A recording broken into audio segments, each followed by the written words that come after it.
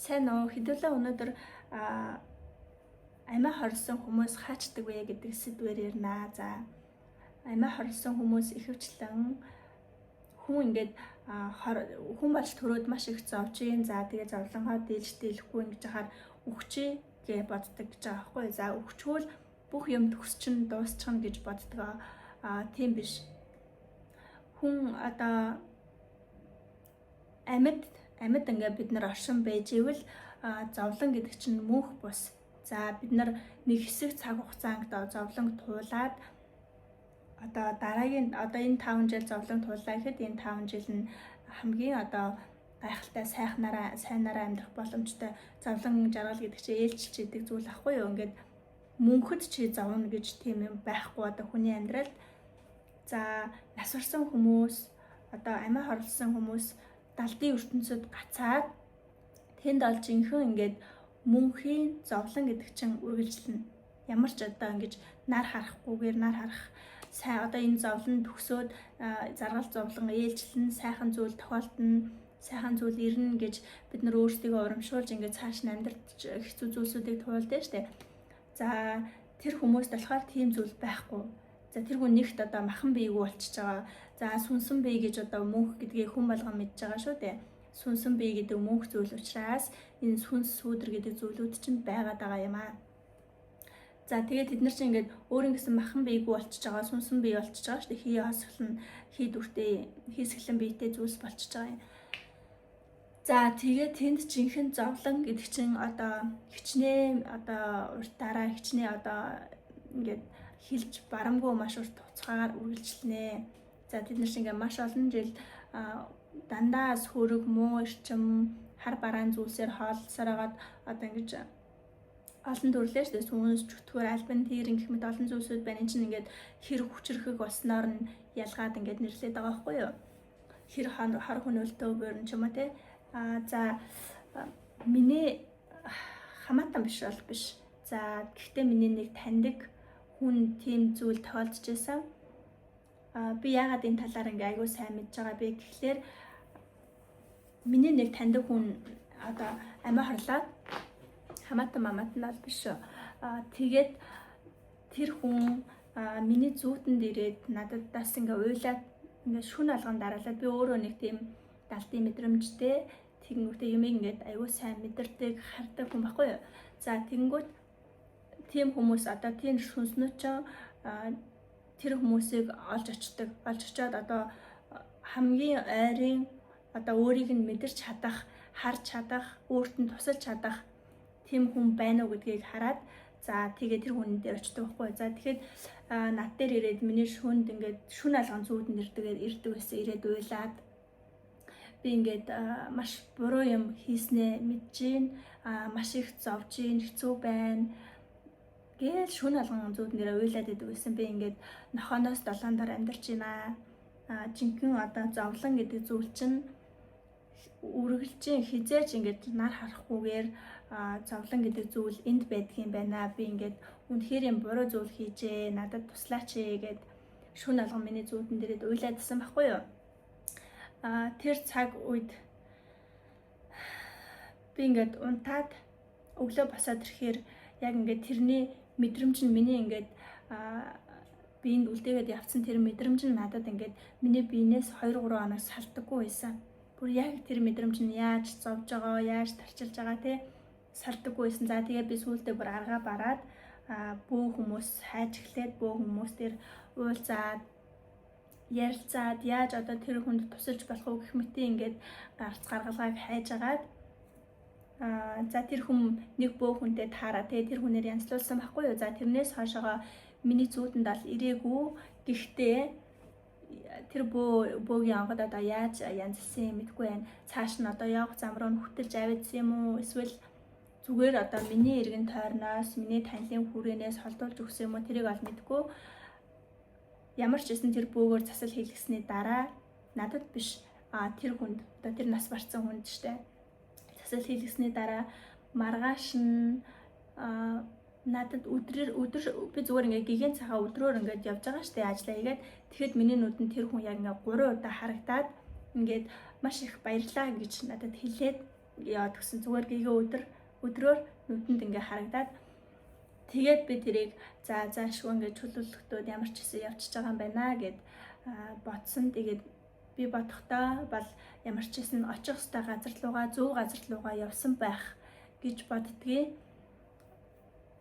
За тийм зүйл тохиолдчихсан. Тэгээд хүн нас орсныхаа дараа бол хүний сая хэллээ шүү дээ тийм ээ. Бидний ертөнцөд зовлон гэдэг бол мөнх үргэлжихгүй мэдээж зовлон жаргал хоёр ээлжлэн. Тэгээд хүн зовлонгоос аль болох хамгийн их суралцах хүн болж төрснийхөө одоо үүргийг гүйцэтгэх хамгийн их суралцаж болох зүйл нь тэр зовлон дунд байж байгаа. Тэгээд мэдээж одоо зөндөө олон хэцүү зүйлээ туулсны дараа тэр хүнд амрах одоо цаг хорон мөч хэрэгтэй шүү дээ. За зовлонгоо туулж дуусаа тэндээсээ ухаарл одоо суралцах зүйлүүдээ суралцаж аваад тэр хүн ингээд цааш нь одоо нар гарна гэдэг шиг амар амгалан болоод ингээд ухамсар нь уламд хилээд мэдлэг нь улам ингээд даалт ухамсарт нь хоримтлагдаад цааш нь амьдралаа үргэлжлүүлээд явдаг. Тийм ч учраас одоо мөнхийн зовлон хэцүү хүнд хэцүү туулж байгаа хүмүүс байвал энэ хэцүү цаг үе чинь үргэлжээ мөнхөд байхгүй шүү. Таад минь ингээд хэцүү асуудлыг хэцүү зүйлийг энэ аль зүгээр хормын зүйлээ одоо хэдхэн жил үргэлжлэх ч юм уу те ингээд хэсгийн хугацаанд үргэлжлэх зүйл энэ дээр чинь одоо ингээд бүрдсэн байгаа харуул мөнхөд байхгүй. Энэ бол үйлс шиг ингээд сарнаал нэг л мэтгэж энэ бүхнийг даваад туулаад гарцсан байна. Тийм болохоор та хэдийгээр төвчээртэй байгаарэ гэж хэлээд байгаа юм. За хүн амиа хорсны дараа даалт ертөнцөд гацдаг. Ингээ хий хоосон сүнс чөтгөр альбан тэр ингээ та нар өмнө нь сонсч байсан байх. За зарим нэг нь бол бүр мэддэг байх те харж байсан байх. Тэд нар чи хаанаас гараад байна гэхлээр одоо нөгөө амиа орсон хүмүүс чинь явж чадахгүй. Амиа орсон хүмүүс л гинти аваар ослоор өнгөрсөн өөрийгөө одоо энэ хорвоогод дээр одоо ийм амьгүй өөрөнгөс нь одоо ийм махан биегүү болцсон гэдгээ мэдэхгүй хүлээн зөвшөөрч чадахгүй эсвэл ямар нэгэн зүйлд харагдаад явж чадахгүй байгаа хүмүүс яг энэ хоёр ертөнцийн голд авчуулагчдаг гэсэн. Ийшээ очиж ийшээ явж чадахгүй. За бидний амьдарч байгаа одоо ертөнц рүү хандъя. Тэрийг мэдрэх хүн байхгүй, мэдрэх хүн ховор учраас тэр нь тусалж чадах хүн ховор учраас ингээд тусламж авч чадахгүй гацчдаг яг энэ донд. За тэр чинь мэдээж үлсэн, даарна, ядарна, цангана. За энэ мэдрэмжүүд бол байнга тэрэнд ингээд хамт дагаад явж байгаа. За тэгээд хоолдог зүйл нь болохоор хар ирчмээр хоолсоор агаад хүмүүсийн гарч байгаа сүрэг хар ирчмээр хоолсоор агаад ингээд альбан тэрн гэх мэт ингээд одоо ангилдаг гэсэн шүү дээ. За тийм юм болж хувирдаг.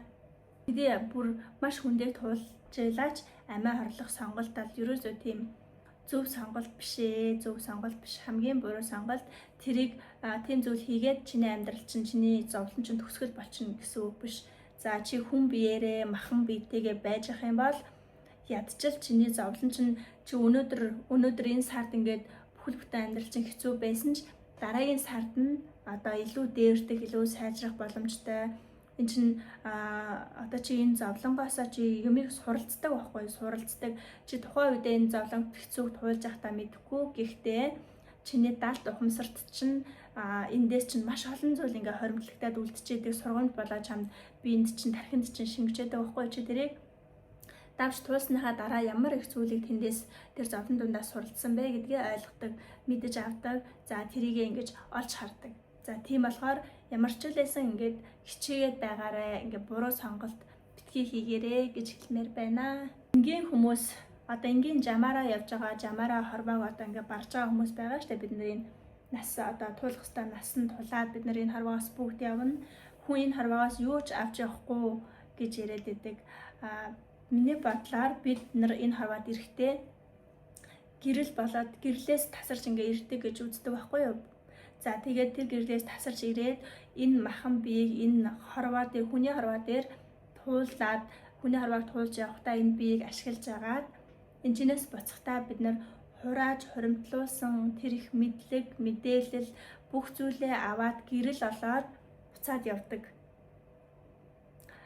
Энд туулсан бүх зүйл, энд сурсан бүх зүйл, энд сурсан бүх мэдлэг. За тэр бүхнийгээ хоримтлуулаад дээшээгээ явдаг. За тэгэхээр хүний сүнсэн бие угаасаа мөнх гэдгийг одоо хүн болгон мэдж байгаа тийм ээ. Бид нар одоо тэр нас барсан хүмүүсийн сүнснүүдтэй болон одоо энэ орчлон дээр ингээд зэрэглэлтэй амьдарч байгаа шүү дээ, хамт ингээд харахгүй, зарим нэг хүмүүс бол харахгүй мэдрэхгүй л байгаа болохоос яг ингээд зэрэглэлтэй амьдарч байгаа байхгүй юу. Тэгэхээр би яагаад ингээд аль болох хүмүүсийг хамгаалах одоо эрхэндээ гэхэд хамгаалтын юм хонх хийж өгөөд л аль болох би ингээд хүмүүсийг хамгаалж болох тийм зүйлсүүдийг хийхийг, тийм зүйлсүүдийг зарахыг хүсдэг байхгүй юу. Тэгээ яагаад гэж хийж ийм гэхээр өмнө жилүүд бол ер нь аль гайгүй байсан. Энэ сүүлийн хэдэн жилүүдэд хар эрчим, хар энерги гэдэг зүйл маш их төгж байгаа, маш ихээрээ байгаа. Хүмүүс ингээд одоо тэрний сүлд хямар нь доройтсон одоо ирч хүчин ингээд амьдралын одоо хэцүү завландаа дарагдаад ингээд хүний доторх гэрэл одоо цог золбоо гал нүдний гал гэдэг шиг одоо тэр нь унтрна гэж байдаг байхгүй юу? Хямар сүлд нь ингэж доошлно гэж байдаг. За тэр нь маш сул болсон байгаа хүмүүсийг одоо эзэмдэж тэр хар эрчмүүдийг эзэмдэж биед нь орж суудаг байхгүй юу?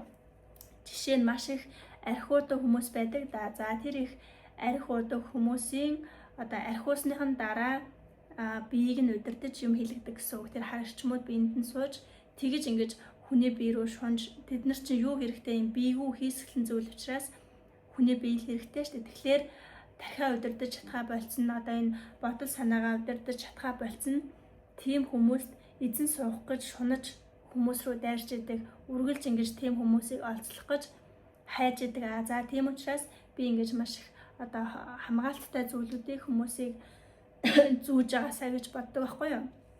За тэгээд өөрийнхөө эрчим энергийг бас маш их цэвэрлж байгаасаа гэж боддог хүмүүсийг за өөрсдийнхөө эрчим энергийг яаж цэвэрлэх вэ гэхлээр аль болох архи дарснаас хол байна. За тэгээд арц гангаар өөрсдөө сайн ариулан арц гангатаа усанд өөрсдөө оруулдаг.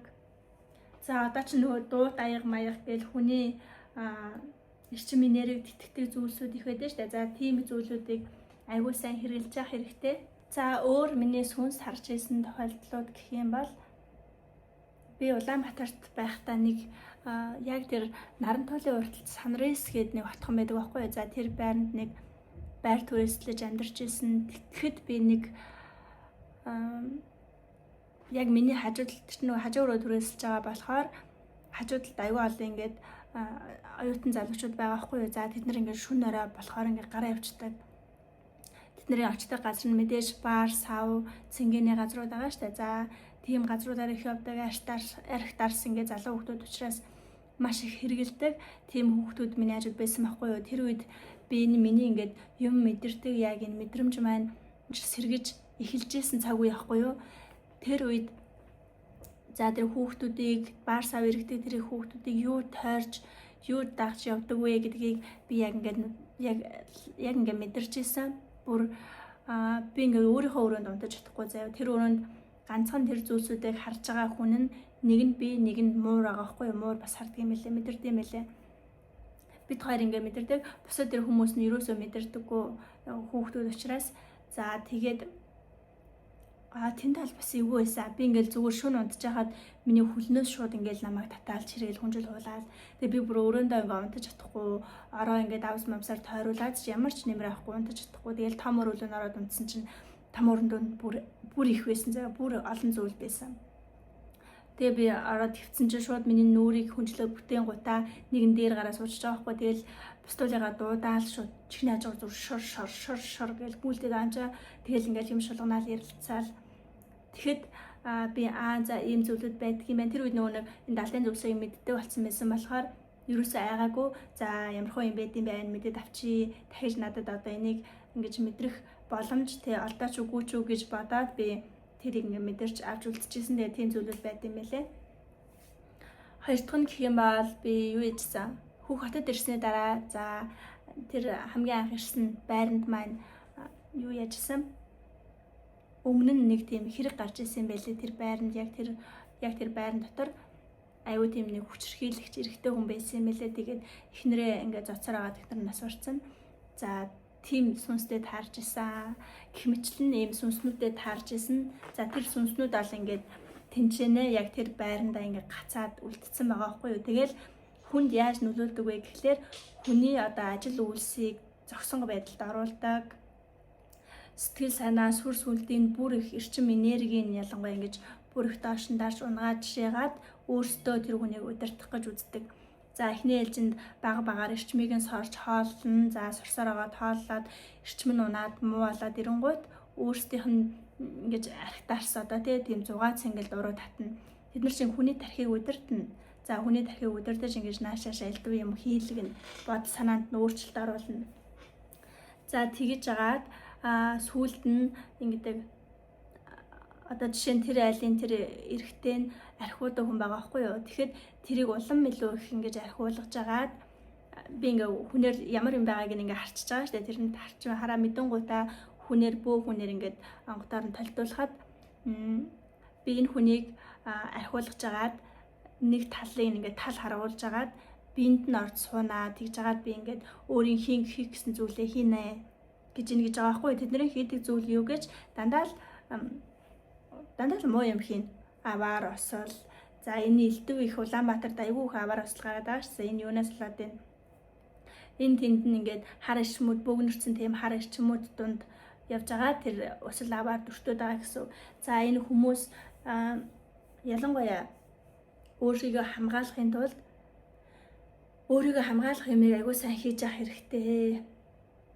Ийм муу эрчим маш их болсон цагаа. За энийг хэлэх гэсэн юм аа. Тэгээ яг ингээд ярьсан чинь бас тулгамдаад хэлэх гэсэн зүйлүүдээ мартаад байна. Тэгээд дүнгэж эхэлж ярьж сурж байгаа болохоор ингээд энэ хүрээ дуусгачих.